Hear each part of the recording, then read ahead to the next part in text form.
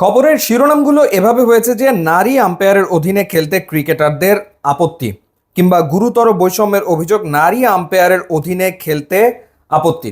বেশিরভাগ সংবাদ মাধ্যম বাংলাদেশের কিংবা পার্শ্ববর্তী ভারতের কলকাতার সংবাদ মাধ্যমগুলো ঠিক এরকম শিরোনাম করেই আসলে খবরটা ছেপেছে বা খবরটা আসলে প্রকাশ করেছে। ঘটনাটা কি ছিল? ঘটনাটা ছিল হচ্ছে যে 25 এপ্রিল ঢাকা প্রিমিয়ার লিগে মুখোমুখি হয়েছিল মোহামেডান স্পোর্টিং ক্লাব এবং প্রাইম ব্যাংক। তো সেই ম্যাচে আম্পায়ারের দায়িত্বে ছিলেন সাথীরা জাকির জেসি, যিনি একসময় বাংলাদেশ ন্যাশনাল টিমের প্লেয়ার ছিলেন এবং পরবর্তীতে তিনি আসলে আম্পায়ারিং শুরু করেছেন। তো জেসি সেই ম্যাচের আম্পায়ার ছিলেন এবং ম্যাচ শুরুর আগে দু দলের প্লেয়াররা এবং অফিসিয়ালরা, দুই দলের প্লেয়ারদের ভেতরে রয়েছেন মাহমুদুল্লাহ রিয়াদ, মুশফিকুর রহিম, তামিম ইকবাল, এবং অফিসিয়ালরা তারা আসলে আপত্তি জানায় যে এই ম্যাচে কেন আম্পায়ারিং করবেন সাথীরা জাকির জেসি। এবং এই ব্যাপারটা umpires committee chairman Iftekhar Ahmed মিঠুর কাছে গিয়ে পৌঁছয়, তাকেও ফোন করে বিষয়টা জানানো হয়। তো তারা জানিয়েছে ঠিকই, কিন্তু পরবর্তীতে তারা ঠিকই আবার ম্যাচ খেলতে নেমেছে। তো জেসি আসলে একজন নারী আম্পায়ার। তো নারী আম্পায়ার হওয়ার কারণে কি আসলে আপত্তি জানিয়েছে প্রাইম ব্যাংক কিংবা মোহামেডান স্পোর্টিং ক্লাব?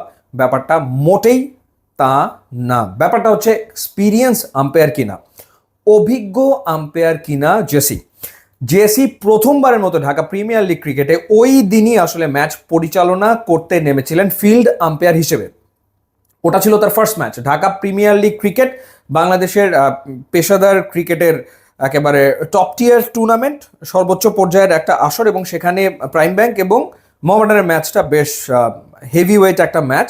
তো সেই ম্যাচে আসলে জেসি আম্পায়ারিং করবেন, সেটা আসলে দুই দলের ক্রিকেটাররা মানতে পারছিলেন না অভিজ্ঞতার বিষয়টাকে বিবেচনায় এনে, কারণ এই ধরনের ম্যাচ পরিচালনার কোনো অভিজ্ঞতা জেসির নেই। কারণ জেসি প্রথমবার ওই ম্যাচে আম্পায়ারিং এর দায়িত্ব পেয়েছেন সিসিডিএম কিংবা বিসিবির পক্ষ থেকে, এবং সেই জায়গাটাতে আসলে তাদের আপত্তিটা ছিল। তো সেই ব্যাপারে মোহামেডান এবং প্রাইম ব্যাংকের যে ক্রিকেটার এবং অফিসিয়ালরা, তারা আসলে কোনো লিখিত অভিযোগ দেয়নি, তারা একটা মৌখিক আলোচনা করেছে এবং তারা খেলতেও নেমেছে। সুতরাং ম্যাচ খেলতে তাদের কোনো আপত্তি হয়নি সত্যিকার অর্থে। তারা শুরুতে একটু অস্বস্তি হয়তো ফিল করেছে, কিন্তু তারা খেলতে নেমেছে এবং ম্যাচ ঠিকঠাক মতো হয়েছে। যদিও ম্যাচে একটা ঘটনা ঘটেছিল, মুশফিকুর রহিমের আউট নিয়ে আবুদার রনি ক্যাচ ধরেছিল বাউন্ডারি লাইনে, সেটা ক্যাচ হয়েছে কি হয়নি সেটা নিয়ে অনেক কথা হয়েছে, কিন্তু সেখানে ফিল্ড আম্পায়ারের আসলে করার কিছু ছিল না। সুতরাং ফিল্ড আম্পায়াররা তাদের কাজটা আসলে করেছে। এখন বিসিবির পক্ষ থেকে যে ব্যাপারটা বলা হচ্ছে যে কদিন পরে টি-20 ওয়ার্ল্ড কাপ বাংলাদেশে হবে, মেয়েদের টি-20 ওয়ার্ল্ড কাপ। সো মেয়েদের টি-20 ওয়ার্ল্ড কাপে বাংলাদেশের মেয়ে আম্পায়াররা ম্যাচ পরিচালনা করবেন। তো তাদেরকে রেডি করার একটা ব্যাপার আসলে রয়েছে, এবং 1 মাস আগেই, আমি যদি ভুল না করে থাকি, 1 মাস আগেই আসলে আইসিসির প্যানেলে বাংলাদেশের 4জন নারী আম্পায়ার ঢুকেছেন এবং একজন ম্যাচ রেফারিও আসলে ঢুকেছেন। সো 5জন যুক্ত হয়েছেন আইসিসির প্যানেলে। সো সাথীরা জাকির জেসি আসলে আইসিসির প্যানেলভুক্ত একজন আম্পায়ার। ডলি রানী, চম্পা চাকমা, রোকেয়া সুলতানা এবং সুপ্রিয়া রানী দাস, এই 5জন আসলে এখন আইসিসির প্যানেলভুক্ত। তো তারা আসলে টি-20 ওয়ার্ল্ড কাপে ম্যাচ পরিচালনা করবেন যখন বাংলাদেশে ওয়ার্ল্ড কাপের খেলা হবে। তো সেই কারণে বিসিবি চেয়েছিল যে আম্পায়ারদেরকে রেডি করে নিতে, যাতে তারা আসলে হাই ভোল্টেজ ম্যাচ পরিচালনা করার অভিজ্ঞতা আসলে পায়। এবং রেলিগেশন লিগে তাদেরকে ম্যাচ দেওয়া হয়নি, কারণ ওইগুলো তো খুব সাংঘাতিক ম্যাচ, কারণ ওই ম্যাচের ডিসিশন খুব ভাইটাল। কোনো একটা দল রেলিগেটেড হয়ে যাবে, লিগ থেকে ছিটকে যাবে, সুতরাং প্রেশার অনেক বেশি, চাপ অনেক বেশি, সেই কারণে সেই ম্যাচ দেওয়া হয়নি। এবং চ্যাম্পিয়নশিপের লড়াইয়ে যে টিমটা রয়েছে আবাহনী, সেই ম্যাচও দেওয়া হয়নি, কারণ ওটা তো চ্যাম্পিয়নশিপের রেসে থাকা একটা টিম। এবং এই জায়গাটাতে আসলে মোহামেডান প্রাইম ব্যাংকের ডেফিনেটলি আপত্তি থাকাটা স্বাভাবিক, যে যাকে রেলিগেশনের ম্যাচ পরিচালনা করতে দেওয়া হচ্ছে না, যাকে আবাহনীর ম্যাচ পরিচালনা করতে দেওয়া হচ্ছে না, তাকে কেন মোহামেডান এবং প্রাইম ব্যাংকের ম্যাচ আসলে পরিচালনা করতে দেওয়া হলো।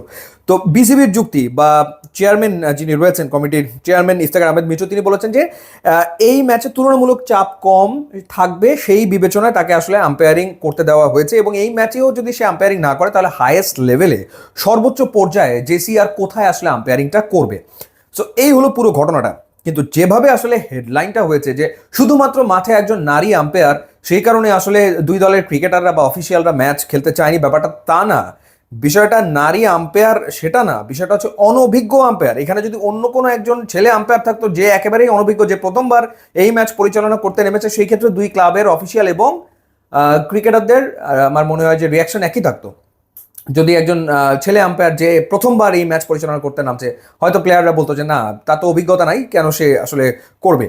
লিখিতভাবে সেই অভিযোগ দাখিল আসলে কোনো ক্লাব করেনি এবং সেটা আসলে করতেও পারে না, কারণ সিসিডিএম এবং বিসিবি থেকে আম্পায়ার নিয়োগ দেওয়া হবে এবং যাদেরকে নিয়োগ দেওয়া হয়েছে তারা আইসিসি প্যানেলভুক্ত আম্পায়ার, সুতরাং সেটা আলটিমেটলি ক্রিকেটাররা মেনেও নিয়েছে। শুরুতে তাদের অস্বস্তি ছিল, অস্বস্তি থাকার পরও তারা খেলেছে, ম্যাচে কোনো প্রবলেম আসলে আম্পায়ারিং নিয়ে আর হয়নি। যেটা হয়েছে সেটা টিভি রিপ্লে নিয়ে হয়েছে, সো ম্যাচ ঠিকঠাক মতো গিয়েছে। সো যে হেডলাইনটা করা হয়েছে সেই হেডলাইনের যে মানে দাঁড়ায় সেই মানেটার সাথে ঘটনার কোনো রকমের কোনো মিল আসলে নেই। ইউটিউব ইনস্টাগ্রাম লিঙ্ক আছে, আপনারা যোগ দিলে খুবই খুশি হবে। And thanks for watching.